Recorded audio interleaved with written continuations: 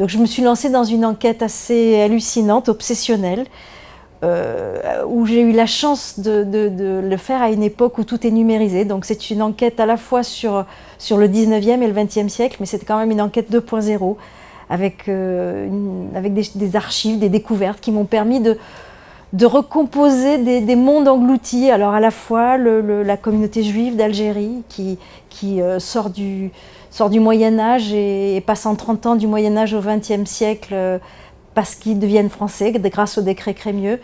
Après j'ai découvert aussi tout ce monde de la Riviera, cette espèce de folie autour de l'argent, des jeux, sur la Côte d'Azur entre les deux guerres. Et puis bien sûr j'ai plongé avec lui dans l'occupation et dans les périodes les plus sombres, et je l'ai accompagné de Nice à Drancy puis à Auschwitz.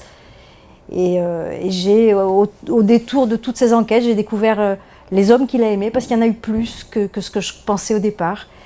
Et je l'aime au final plus que je ne l'ai jamais aimé, parce qu'en fait c'était son histoire qui m'intéressait au départ. Aujourd'hui j'ai l'impression que j'ai passé 2 ans avec lui et que j'ai réussi à combler les vides, à imaginer. Et c'est comme si j'avais été dans l'obscurité, et peu à peu, au fil des mois, je m'habituais à cette pénombre et je commençais à voir celui qu'il était. J'espère que le lecteur finira aussi par voir celui qu'il était.